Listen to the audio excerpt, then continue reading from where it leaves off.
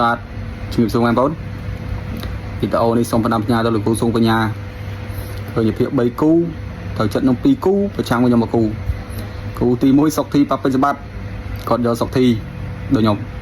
គូទី2ពេជ្រសង្ហប៉ាដើមសរមគាត់យកពេជ្រសង្ហដូចខ្ញុំគូទី3ហាន់2ប៉ាជាមួយពេជ្រអាទិទេពគាត់យកហាន់2ប្រចាំមួយខ្ញុំអញ្ចឹងសូមលេង1គូគូនេះខ្ញុំយកពេជ្រអាទិទេពបើពេជ្រអាទិទេពចាញ់ខ្ញុំទិញបងខ្ញុំដៃល្អម៉ាក់ទ្វីណនគ្រូ3គូតែបើហាន់2ចាញ់លោកគ្រូដោះអាវស្លៀកលីអូលោទឹកទលេម្ដុំក្លឹបលោកគ្រូទៅបើលោកគ្រូព្រមលេងឆ្លើយតបផងហើយកូនផងខ្ញុំនិយាយមកណាមកហ្នឹងហើយរឿងមួយទៀតបើយើងចង់ចេះចង់ដឹងចង់យល់ចង់ច្បាស់ពីវាយើងត្រូវការពេលវេលានឹងបទពិសោធន៍បងអញ្ចឹងអាយអាដាមគាត់ទៅឡើងទេយើងទុកពេលវេលាគាត់ទីទៅដើម្បីគាត់មានបទពិសោធន៍សម្រាប់គ្រប់គ្រងអញ្ចឹងគុណខ្មែរញ៉ៃញ៉ៃដោយសារគាត់ទៅឡើងអញ្ចឹងយើងទុកពេលវេលាគាត់ទីទៅ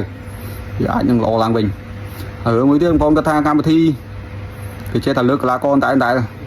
គេលើកតាមចិត្តតែគ្រប់ត្រទេបងប្អូនតាំងបងប្អូនគ្រប់ត្រកីឡាករក្បាច់គេដាក់ក្បាច់ឲ្យវាញឹកទេតាំងបងប្អូនគ្រប់ត្រកីឡាករបុកគេដាក់បុកឲ្យវាញឹកទេតាំងបងប្អូនគ្រប់ត្រថ្នាលគឺថ្នាលមានទីផ្សារហើយជាទីផ្សាររបស់គេទេ